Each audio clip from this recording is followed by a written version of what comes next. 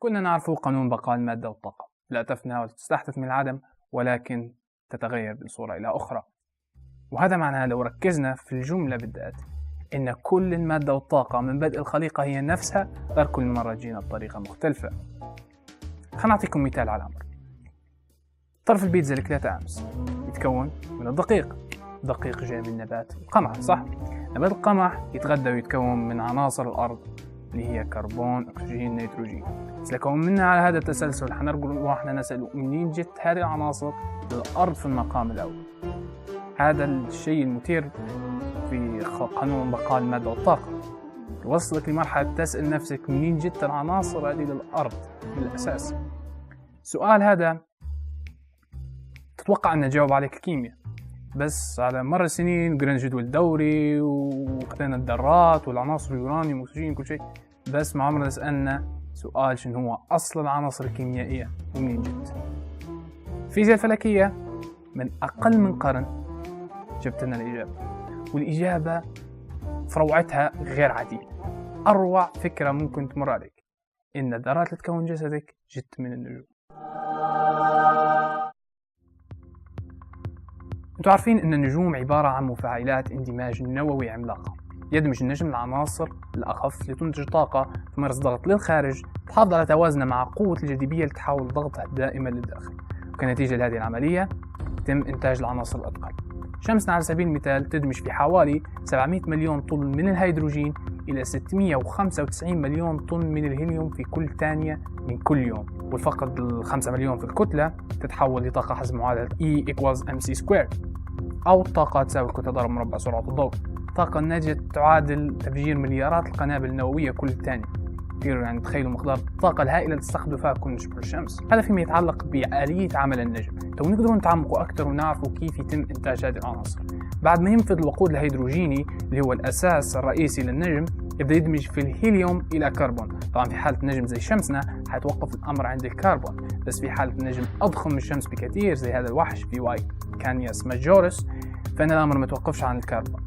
لما يستمر النجم في دمج عناصر تلو الآخر، ينتج لنا النيون والمغنيسيوم والكالسيوم والأكسجين وعناصر تلو الأخرى إلى أن يصل إلى الحديد. أن يوصل الحديد تكون النجم آخر أيامه.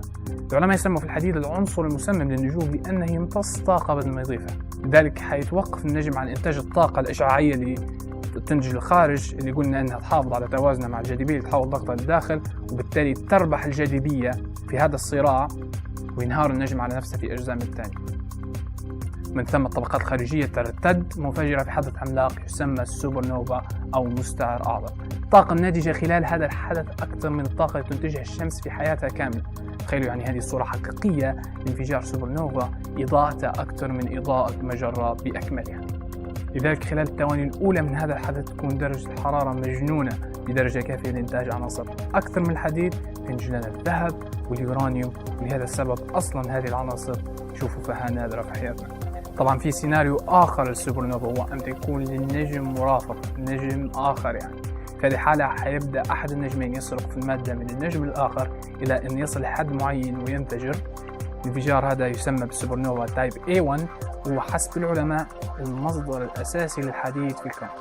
يعني كان في حد يدور على حديد يقول له عليكم على السوبر نوفا تايب A1. إذا في الحالتين هذه بانفجارات هذه النجوم تكون قد حررت كل تلك العناصر اللي كونتها في أحشائها، مكونة بها سحابات غازية، واللي حتكون منها الأجيال القادمة من الأنظمة الشمسية أي النجم، وتدور حول كواكب مليانة بعناصر الأكسجين والكربون والذهب إلى آخره. طيب شو معناه هذا كل اللي قلناه؟ هذا معناه إن ذرة الأكسجين وذرتين الهيدروجين ال H2O اللي اخذتهم من المية توا واللي خشوا في تركيب جسمي احتمال يكونوا مهيجين في 60 نجم. وذرة الحديد اللي في هيموجلوبين دمك ذكرها كل ما تنزف هذه احتمال كانت في نجم انفجر على بعد 60,000 سنة ضوئية. الكالسيوم في أسنانك، النيتروجين في حمضك النووي، كلها جت من انفجارات النجوم.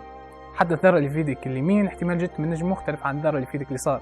شيء أكثر من رائع أنت تفكر فيه. You are a star. أنت نجم، ومش نجم زي الممثلين ولا لاعبي الكرة. True star. من وجهة نظري نشوف فيه أكثر شيء مميز في هذا العصر هو معرفة الحقائق المذهلة للجزئيات، ولهذا السبب ما تخلوهاش توقف عنده، شاركوها مع كل من تعرفه، وتذكروها دائما كل ما ريتوا للنجوم تلك النقط الصغيرة في الليل إنكم جزء منها وهي جزء منها.